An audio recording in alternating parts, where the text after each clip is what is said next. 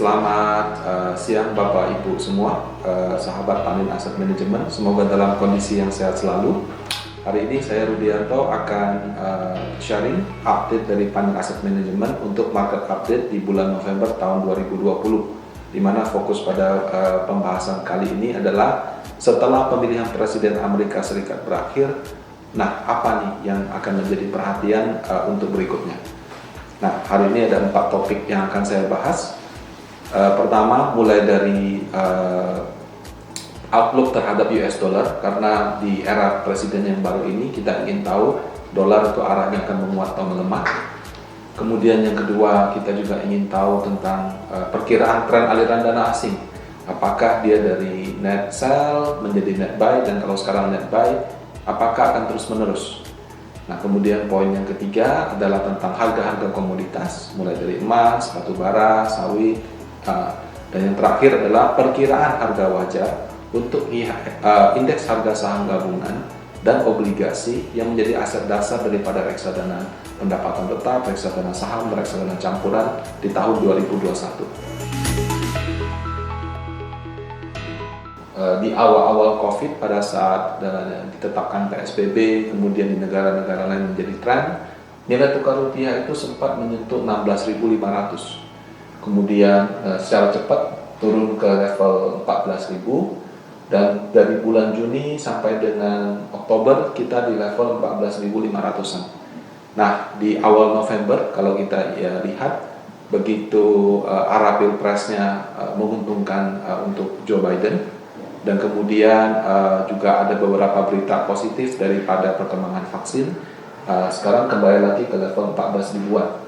Nah, jadi kita bagi menjadi dua bagian.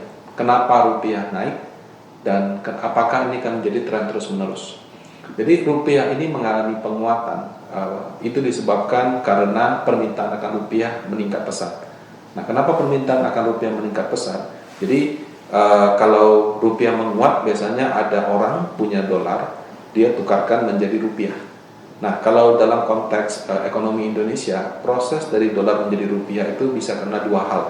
Satu, asing bangun pabrik di Indonesia, jadi ada orang asing bawa uang ke Indonesia, dia bangun pabrik, itu disebut dengan investasi real. Ya.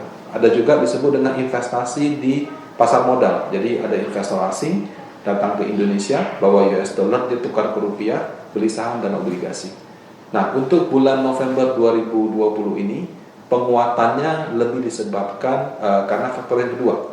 Jadi terjadi net buy yang cukup signifikan di saham dan terutama di obligasi.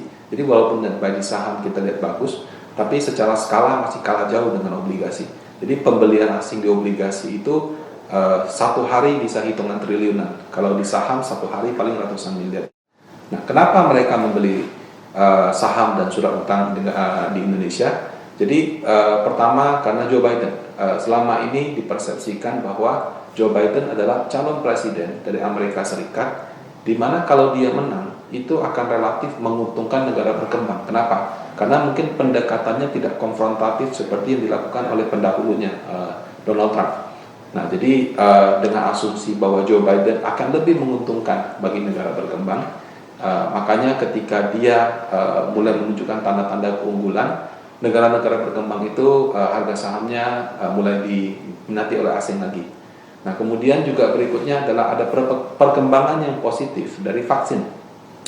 Selama ini ketika terjadi pandemi, itu namanya dana investor itu balik ke Amerika Serikat dan juga mungkin ke China. Kenapa? Karena di sana itu ada dominasi sektor teknologi. Jadi ketika terjadi COVID, sektor yang dianggap akan survive dari teknologi, ya, kayak Bapak Ibu kalau sedang work from home, langganan internetnya bertambah, mungkin ada langganan Zoom, ada mungkin juga langganan Netflix, ya. Ada juga mungkin iklannya lewat Instagram, ada mungkin pasang sekarang pakai WhatsApp juga. Kemudian banyak hal-hal yang berkaitan dengan teknologi. Sehingga pada saat pandemi seperti ini, sektor teknologi dianggap sebagai sektor yang diunggulkan. Nah, tapi dengan adanya perkembangan positif dari vaksin, orang mulai berpikir, teknologi sudah naik, valuasinya sudah mahal. Kalau vaksinnya berjalan dan efektif, apa nih yang akan terjadi? Ya mungkin sektor real yang kemarin terpukul akan kembali. Nah, selama ini negara berkembang itu dipersepsikan saham-sahamnya lebih banyak di sektor tersebut. Kalau kayak Indonesia, perbankan. Waktu ada COVID-19, orang khawatir perbankan akan jatuh. Kenapa? Karena banyak kredit dia yang macet. Nah, tapi kalau misalnya vaksinnya efektif dan efisien, berarti sektor perbankan akan bagus. Nah, jadi kombinasi antara faktor-faktor tersebut, ya kalau ditambah lagi, kalau khusus untuk Indonesia, mungkin Omnibus Law, ya protes terhadap Omnibus Law itu juga tidak seperti di awal-awal lagi dan sudah disahkan. Nah, sehingga itu dianggap menjadi suatu sentimen positif bagi Indonesia. Makanya investor asing beli saham di Indonesia, beli obligasi di Indonesia, dolarnya tukar jadi rupiah. Nah, kemudian rupiahnya karena banyak yang beli, nilainya menguat. Nah, itu adalah kenapa rupiah menguat. Bagian yang kedua, apakah penguatan ini akan terus berlanjut? Kalau kita berbicara penguatan nilai tukar rupiah terhadap US dollar atau dia akan melemah, nah kita mesti mengerti supply dan demand. Ya. Dalam konteks rupiah terhadap US dollar, karena dalam konteks rupiah terhadap US dollar, kita juga harus mengerti dari Amerikanya, karena bisa saja rupiahnya bukan dia yang menguat, tapi US dollarnya melemah. Ya, jadi kadang-kadang yang namanya mata uang itu tidak hanya bisa melihat Indonesia aja, tapi juga harus melihat counterpartinya. Nah, kalau kita lihat counterpartinya, apa yang membuat US dollar menguat dan apa yang membuat US dollar melemah. Nah, orang selama ini memiliki anggapan bahwa ketika pemerintah meluncurkan suatu program stimulus, ya, jadi misalnya dia kalau di Indonesia contohnya subsidi gaji, kartu prakerja, ya, atau mungkin misalnya pemerintah menganggarkan uang untuk menurunkan tarif pajak gitu, atau membebaskan misalnya PPN untuk impor barang-barang alat kesehatan. Contoh-contoh seperti itu disebut stimulus. Nah, biasanya ada persepsi ketika pemerintah meluncurkan stimulus dalam jumlah yang besar, maka dia akan menerbitkan obligasi, dan kemudian hal tersebut ujung-ujungnya membuat nilai mata uangnya lemah. Hal tersebut benar tapi tidak 100%. Kenapa? Karena cara kerjanya adalah seperti ini. Ketika pemerintah punya program, ya kita akan lihat dulu pendapatan dia berapa, pengeluaran dia berapa. Misalnya pendapatannya 100, pengeluarannya 110, berarti dia defisit. Nah, untuk menutup defisit tersebut, biasanya yang dilakukan adalah menerbitkan obligasi. Ya, jadi penerbitan obligasi umumnya karena antara pendapatan sama dia punya pengeluaran defisit. Ya, kadang-kadang ada juga negara yang walaupun dia surplus tetap terbitin obligasi supaya ada suplai obligasi dalam negeri.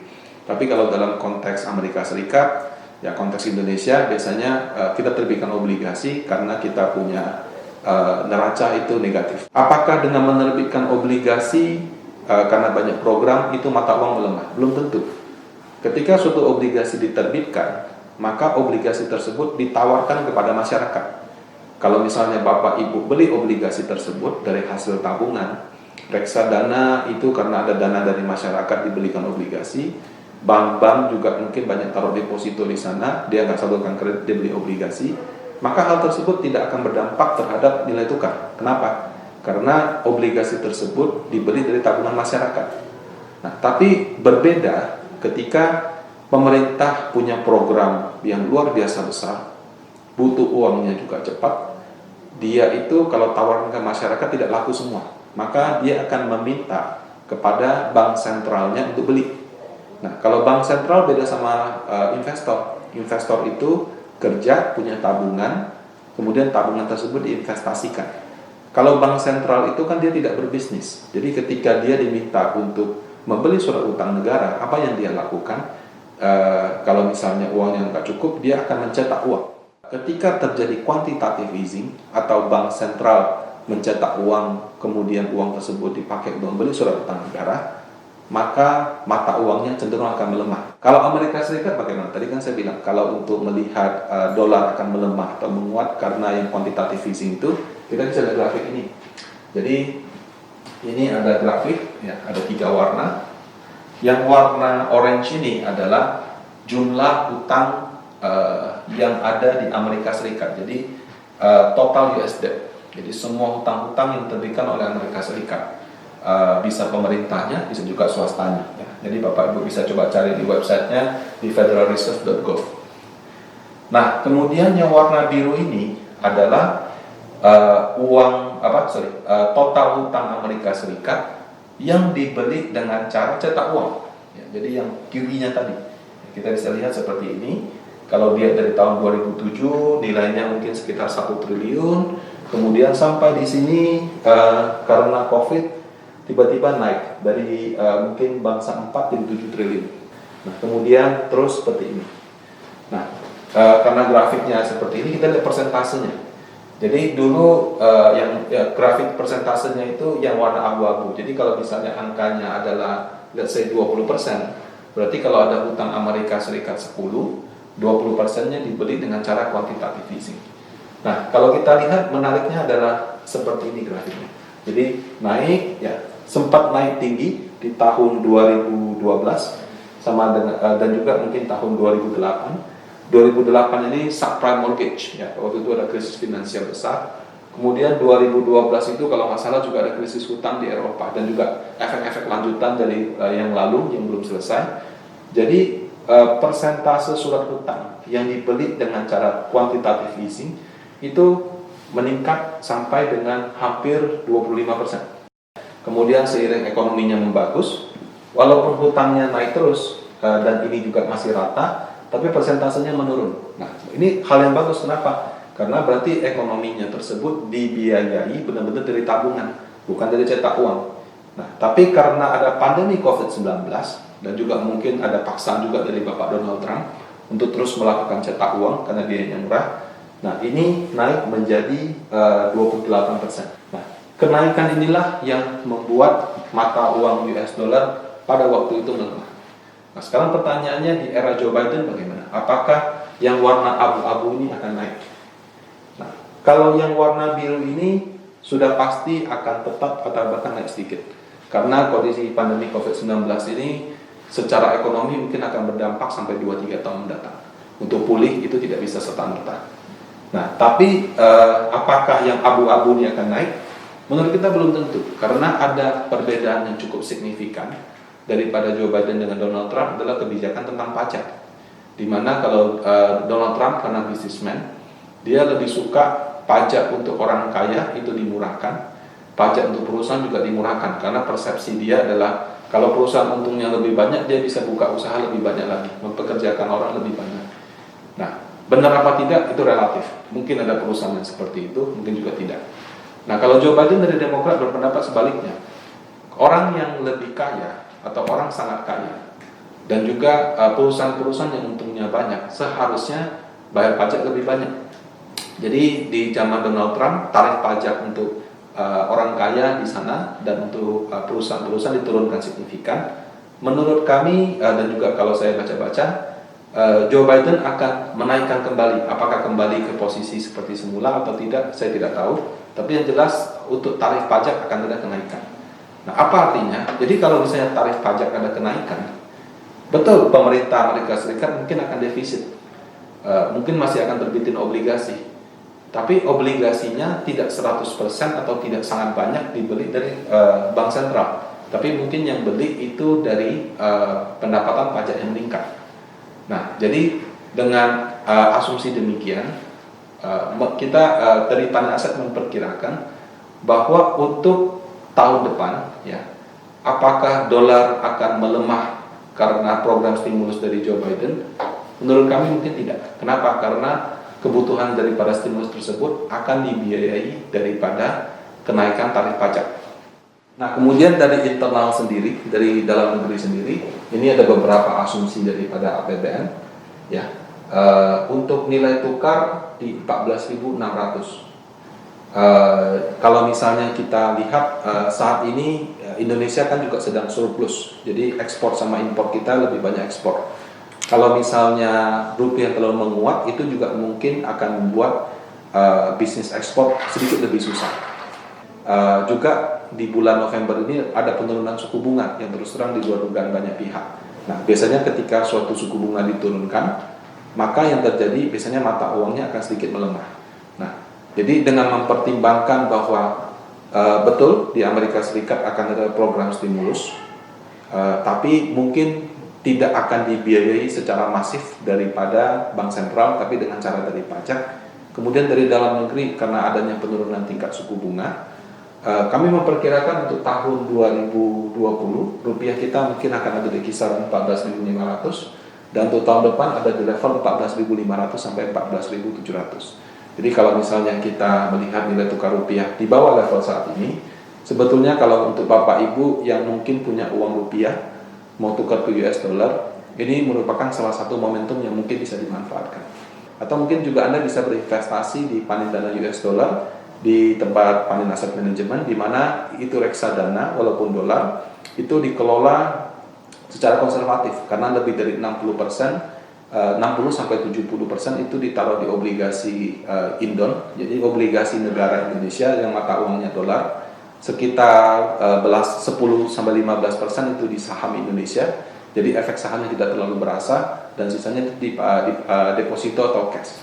Ya, jadi dengan kebijakan yang konservatif seperti itu, kami harapkan hasilnya bisa lebih baik dibandingkan kalau kita taruh di tabungan.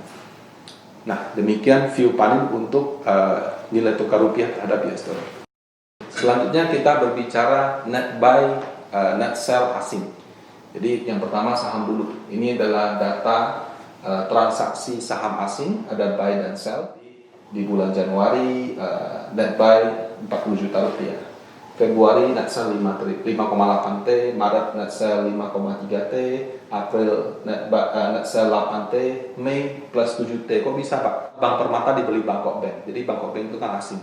Jadi terjadi net buy, kalau itu dikeluarkan tetap masih net sell, dan seterusnya. Ya, sampai dengan 10 November, itu net buy-nya memang mulai terjadi di bulan November dan terus terjadi net buy. Walaupun masih ada 1-2 hari net sell. Kadang-kadang bahkan bisa sampai 700 miliar, 1 triliun. Yang jadi pertanyaan, apakah aliran dana net buy asing ini akan terus berlanjut di saham?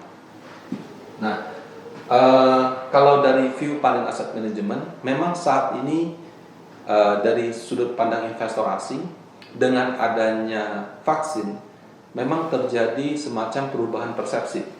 Oke, negara Indonesia, negara berkembang yang tadinya bisnisnya terpukul, dengan adanya vaksin, misalnya pesawat sudah bisa terbang lagi, kemudian travel bisa dibuka secara perlahan, usaha-usaha bisa dibuka secara perlahan, mungkin yang tadinya ke sektor teknologi akan beralih ke sektor yang cyclical kalau bahasa riset asing, atau bisnis yang sektor real.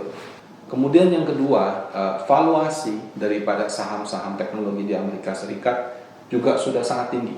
Ya.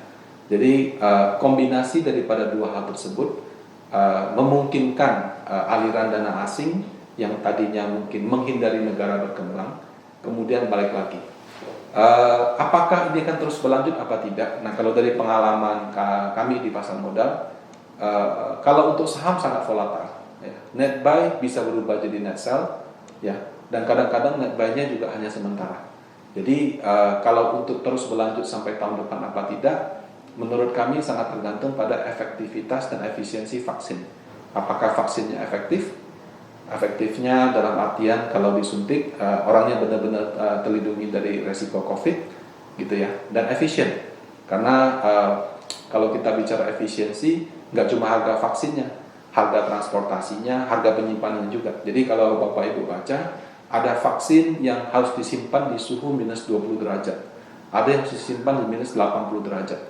Nah, belum tentu kita punya fasilitas penyimpanan atau transportasi yang bisa menjaga kualitas vaksin seperti itu, dan kalaupun ada, biayanya mungkin jadi mahal. Jadi efektivitas dan efisiensi itu baru akan kelihatan mungkin di tahun-tahun awal tahun atau mungkin pertengahan tahun 2021. Nah, kelihatan dari mana? Misalnya sekolah dibuka, misalnya travel antar negara dibuka, seperti itu. Ya, saat ini memang sebagian sudah buka, tapi karena adanya kalau di negara lain kan ada yang wave 3, gelombang 3, gelombang 4, bahkan ada yang gelombang 5. Negara yang tadinya sudah aman tiba-tiba ada pertambahan dalam jumlah signifikan. Jadi masih cukup sulit untuk menduga arah aliran dana asing di saham. Karena vaksinnya belum tentu efektif dan efisien. Jadi volatilitas masih tinggi, sehingga investor perlu berhati-hati seperti itu.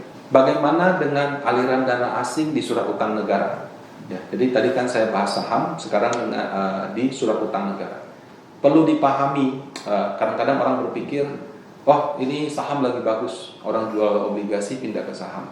Ini obligasi lagi bagus, orang jual saham pindah ke obligasi. Betul, mungkin ada sebagian investor yang seperti itu. Tapi kalau dari pemahaman saya, yang lebih banyak adalah orang yang memang investnya di saham dan orang yang memang hanya investnya di obligasi. Jadi sama seperti reksadana, ada reksadana saham. Kalau saham lagi bagus, ya kita perbanyak porsi sahamnya. Kalau sahamnya lagi jelek, apakah kita pindah obligasi? Enggak, kita mungkin cashnya kita besarkan. Atau kita masuk ke saham-saham yang defensif. Kalau misalnya asing bagaimana? Kalau misalnya dia lihat saham Indonesia bagus, dia masuk saham Indonesia. Kalau saham Indonesia jelek, dia mungkin pindah ke saham China. Ya, jadi cara berpikir daripada investor saham itu, kalau menurut saya yang lebih mayoritas adalah bukan pindah aset kelas, tapi mungkin pindah negara. Ya. Atau kalau dia tidak ada negara tujuannya, mungkin dia akan lebih di porsi cash. Nah, obligasi juga sama. Jadi kalau obligasi, ya kalau orang beli obligasi Indonesia, kemudian kalau dianggap ada negara lain obligasi yang lebih bagus, dia pindah. Kalau enggak, ya sudah, dia bisa nambah di Indonesia. Obligasi dan saham itu punya flow yang sama sekali berbeda kalau untuk Indonesia. Dimana kalau kita lihat saham tadi, net sell-nya dari Januari sampai dengan Oktober, kecuali bulan Mei ya, yang ada transaksi akuisisi. Tapi kalau kita berbicara regulernya, net sell itu selama 10 bulan berturut-turut. Jadi kalau data kepemilikan kalau asing di Sun tidak dalam bentuk net buy apa net sell, tapi kepemilikan. Sebagai contoh, jadi ada Sun, ada SBSN. Sun itu surat utang negara. Kalau Bapak Ibu di bank mungkin lihatnya FR, fixed rate gitu ya. Nah, ada SBSN, itu surat berharga syariah negara. Jadi itu Sun dalam bentuk suku. Nah, seperti itu. Nah, memang lebih dominan yang Sun FR daripada syariah. Contoh di bulan Januari, Sun yang diterbitkan pemerintah 2.292 triliun, dimiliki oleh asing 1.044 triliun, secara persentase 45%. Surat berharga syariah negara diterbitkan 494 triliun, dimiliki oleh asing 32T 6%. Kalau kita hitung totalnya, jadi dari 2.786 triliun surat utang negara di bulan Januari, 1.077-nya dimiliki oleh asing dengan persentase kepemilikan 38%. Ya. Nah, kalau kepemilikan ini juga tidak lihat harga, jadi dia catatnya nominal. Misalnya investor asing beli surat utang negara FR20 misalnya di harga 105 senilai 1 triliun. Dia tidak catat 1,05 triliun, tetap catat 1 triliun karena yang dia catat hanya nominal kepemilikan. Sehingga kalau harga Sun naik atau harga Sun turun tidak mempengaruhi angka ini. Nah, jadi kita fokus pada total ini dan persentasenya. Ya, pertama kita lihat totalnya dulu. Ya.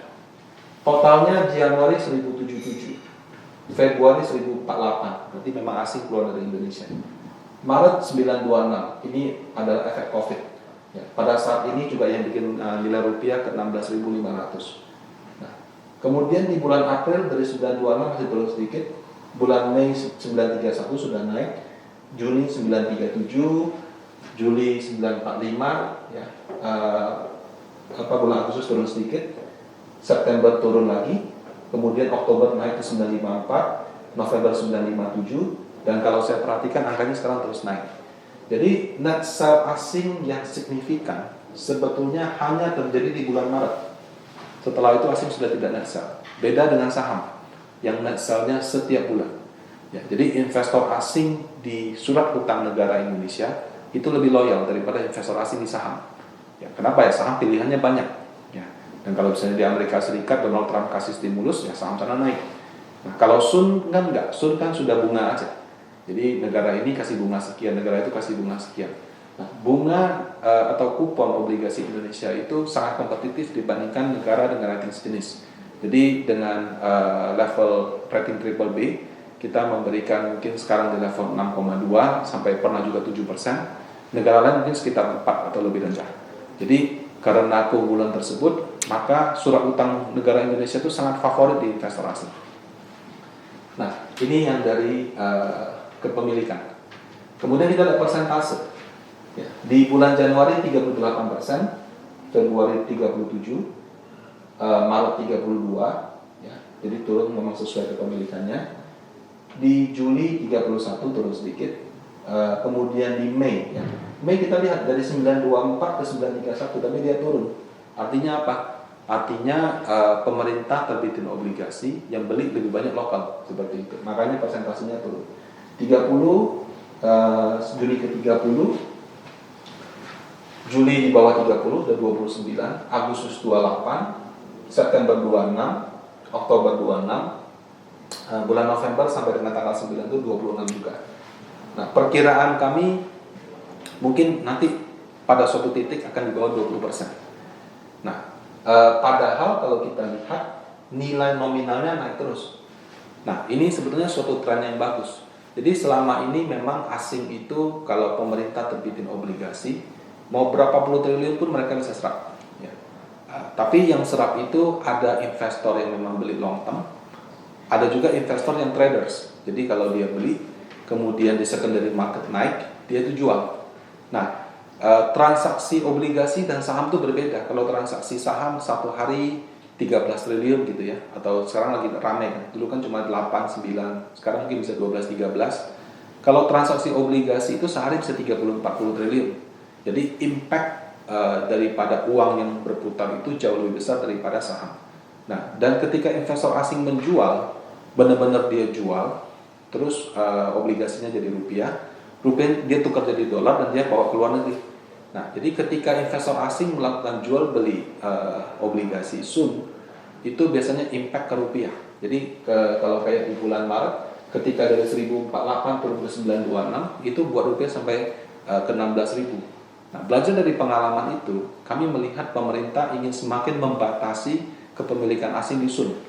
Nah, jadi pada saat lelang seperti IPO, yang dikasih prioritas itu investor-investor jangka panjang. Jadi misalnya kayak Temasek, kayak misalnya dana pensiun di Jepang, yang memang beli untuk jangka panjang.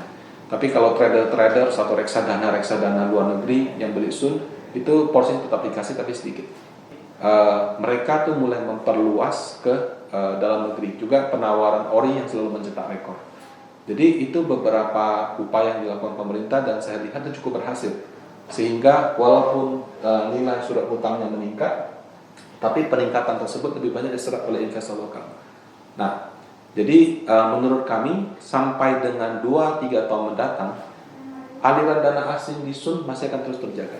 Ya, jadi berbeda sama saham bisa pindah dengan waktu cepat, kalau obligasi masih akan terus terjaga. Nah, kalau untuk tren kenaikan harga memang agak unik. Kalau asing yang traders tersebut tidak banyak beli obligasi, biasanya harganya menjadi tidak begitu volatile. Kemudian sekarang kan tren suku bunganya juga tetap atau turun. Ya. Kemudian juga pada saat yang sama, kalau kita lihat harga obligasi kita juga sudah naik cukup tinggi.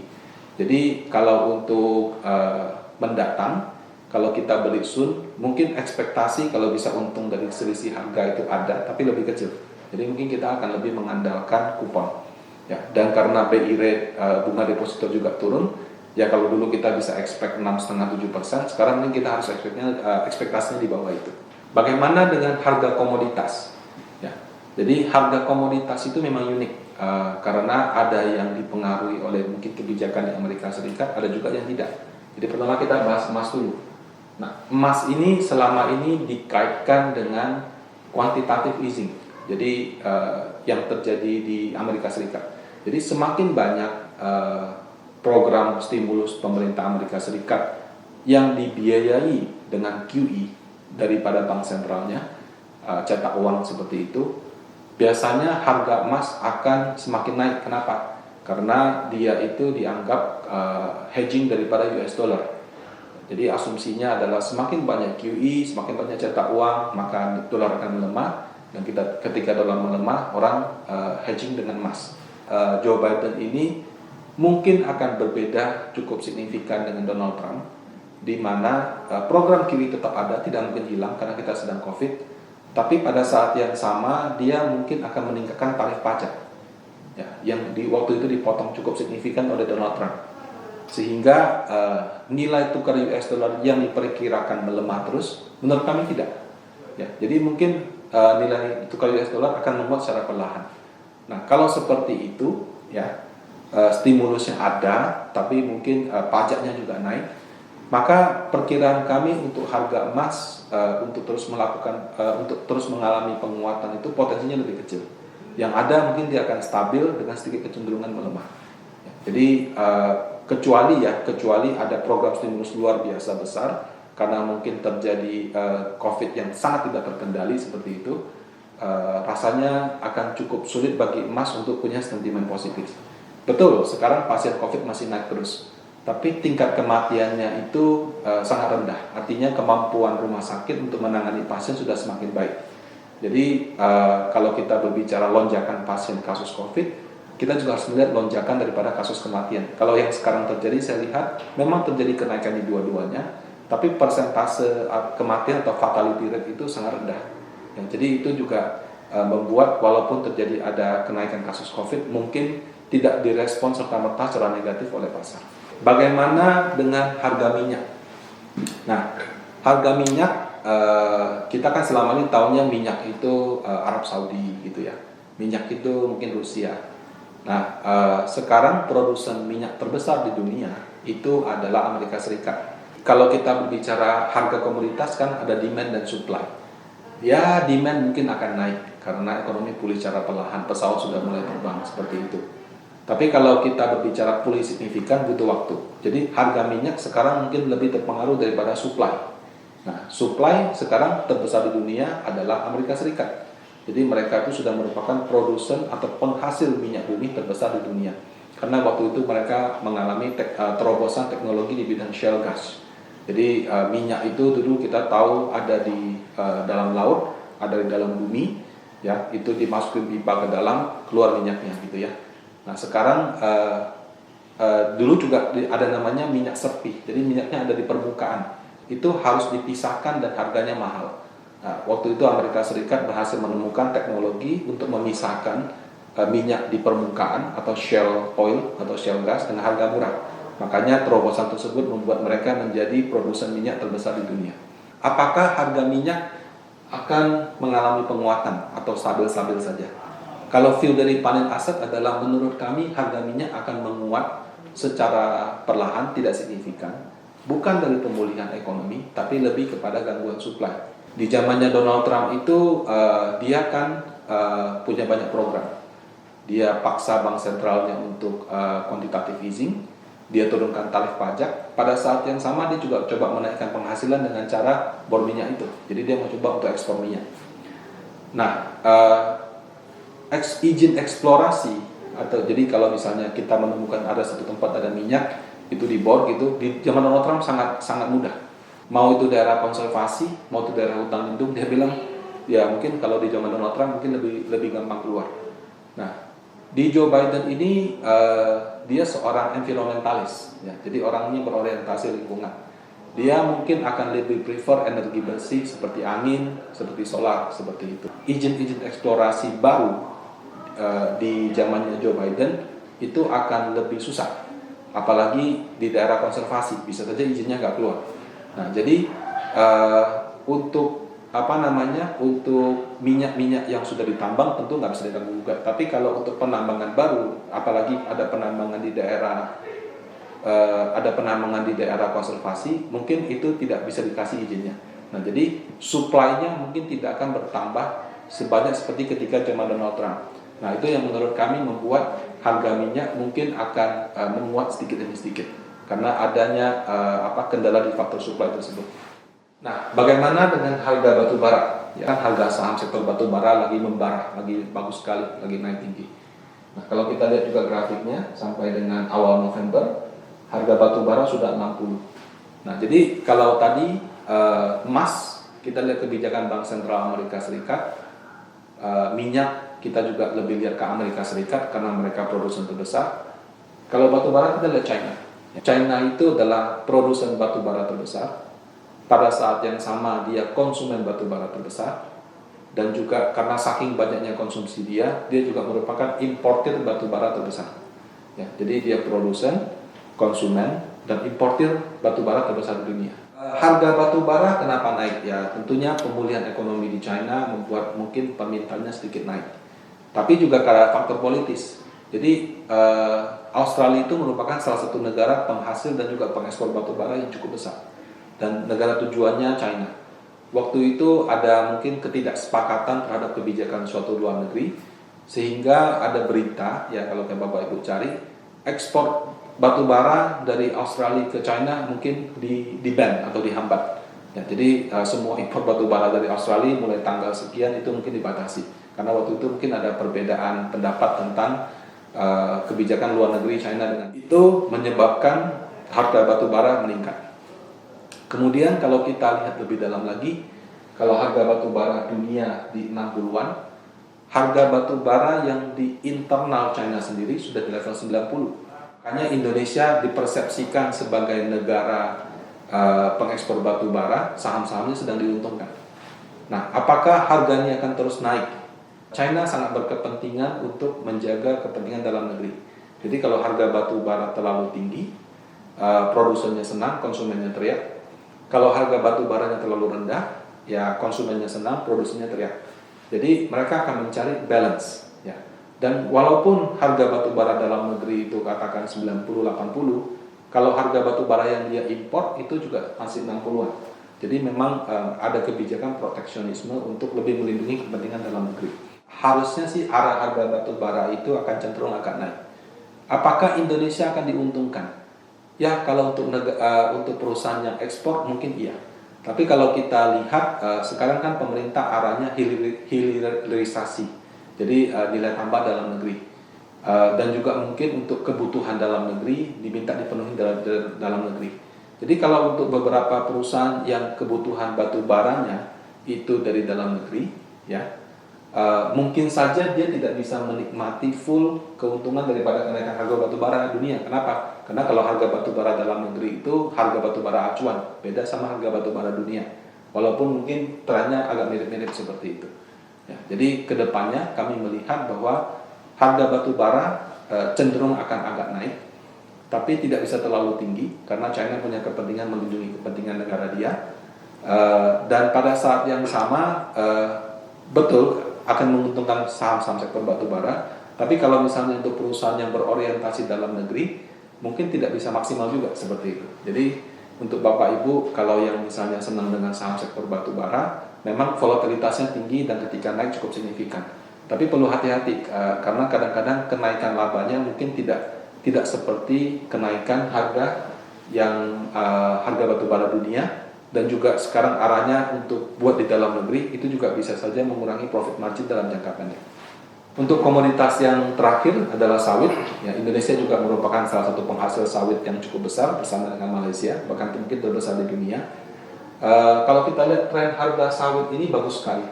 Dia jatuh dalam di bulan Mei, dari bulan Mei sampai sekarang sudah naik ke level tertingginya. Apakah dipengaruhi oleh Indonesia atau Malaysia? Nah, kenapa harga sawit naik? Padahal ekonomi lagi susah.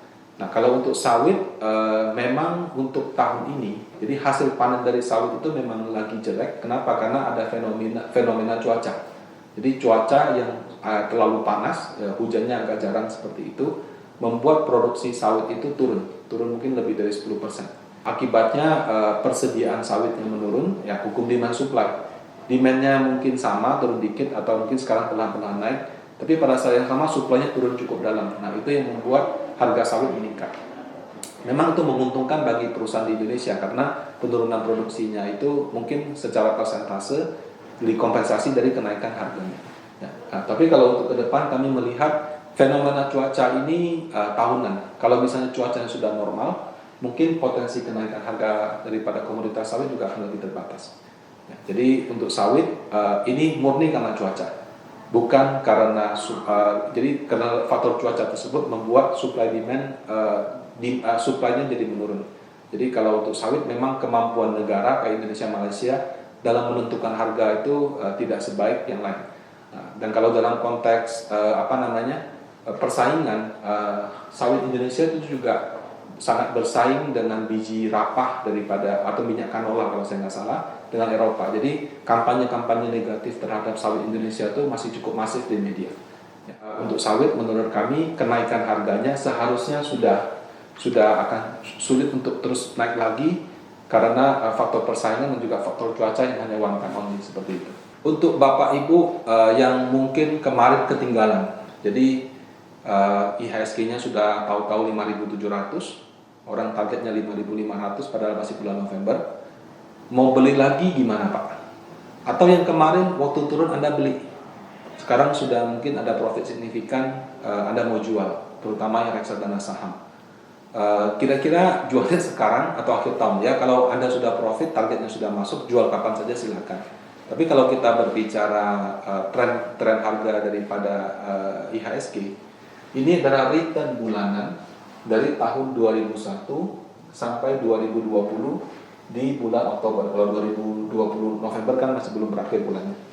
Nah, kita bisa lihat ada warna hitam dan warna merah. Yang namanya Januari, Februari, Maret, kadang merah, kadang hitam.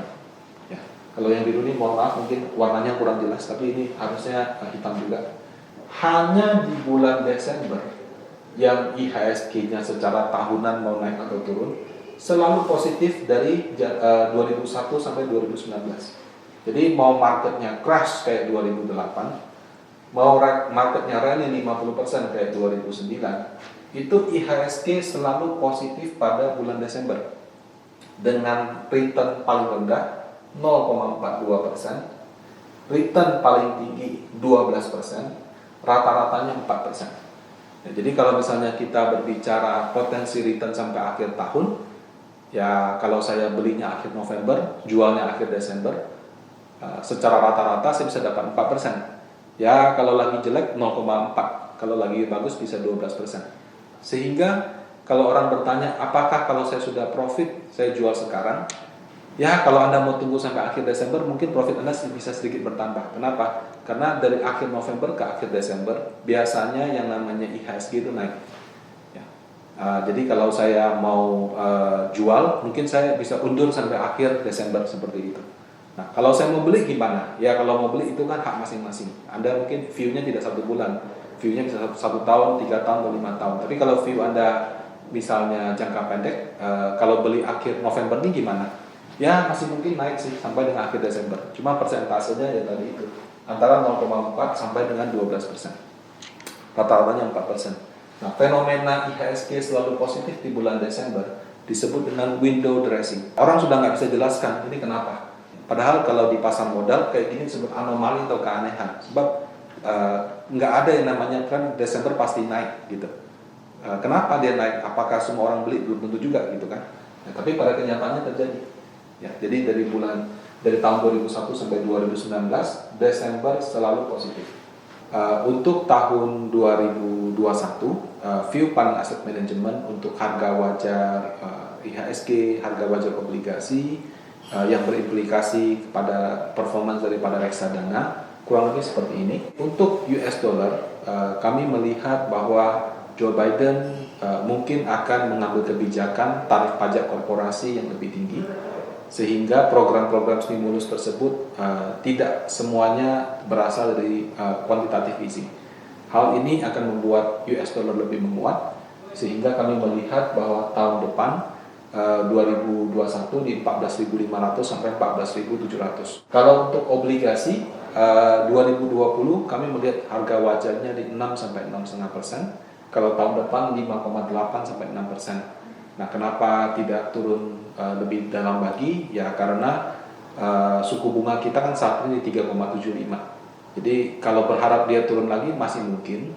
Tapi kalau target inflasi pemerintah di 3% ya atau itu kayaknya akan cukup sulit di situ. Ya. Sehingga penguatan harga obligasi itu akan lebih terbatas. Dan kalau kita investasi di obligasi akan lebih mengandalkan kuponnya untuk tahun 2021. Nah, kalau misalnya kita berinvestasi di reksadana pendapatan tetap, kalau saya bicara saat ini kan obligasi pemerintah imbal hasilnya di sekitar 6,2. Kalau ke 5,8 sampai 6 itu kita berbicara return reksadana pendapatan tetap mungkin antara 5-8% dengan kecenderungan mendekati 5. Jadi mungkin bisa 5, 6 atau 6,5 seperti itu. Ya, tapi resiko penurunan harganya masih relatif kecil karena sampai dengan 2 atau mungkin 3 tahun ke depan suku bunga masih akan terus rendah karena COVID-19. Dan kalau khusus untuk surat utang negara juga ada kepentingan dari negara. Jadi kadang-kadang kalau harganya turun itu juga ada aksi intervensi daripada negara. Nah, kemudian kalau untuk saham, untuk tahun 2020 kami melihat 5.500 sampai dengan 6.000. Ya, jadi Joe Biden memang lebih diuntungkan untuk emerging market, vaksin dan lain-lain gitu ya. Nah, kalau tahun depan kita melihat 6.300 sampai 6.500. Resiko tetap masih ada. Jadi bisa saja vaksinnya tidak efektif. Bisa saja vaksinnya efektif tapi tidak efisien. Kemudian bisa juga faktor-faktor yang lain seperti COVID atau mungkin ada pandemi yang lain seperti itu. Ya, kemudian kalau dari Amerika Serikat, kemarin kami masih mengkhawatirkan adanya dispute, tapi belakangan sepertinya sudah tidak begitu terasa lagi, gitu ya. Nah, tentu kalau sudah secara politik, secara ekonomi dan kesehatan sudah tidak ada faktor, biasanya orang lihat valuasi. Jadi kalau valuasi terlalu mahal juga bisa bikin harga saham jadi jatuh. Demikian, semoga bisa menjadi referensi Bapak Ibu dalam berinvestasi di reksadana Panin Asset Management. Nah, kalau ingin tahu lebih banyak tentang video-video Panin Asset Management, tentang update daripada Panin Asset Management, bisa join di sosial media kami. Kami ada di platform YouTube, ada di Instagram, ada juga di Twitter dan Facebook. Jadi Bapak Ibu bisa follow di salah satunya. Dan juga kalau di Instagram setiap bulan ada live diskusi, dan juga mungkin kalau Bapak Ibu mau bertanya juga bisa di situ. Ya, jadi event-event kami yang sifatnya live itu kami siarkan di situ dan juga ada rekamannya. Demikian dari saya untuk market update bulan November ini. Semoga bermanfaat. Terima kasih.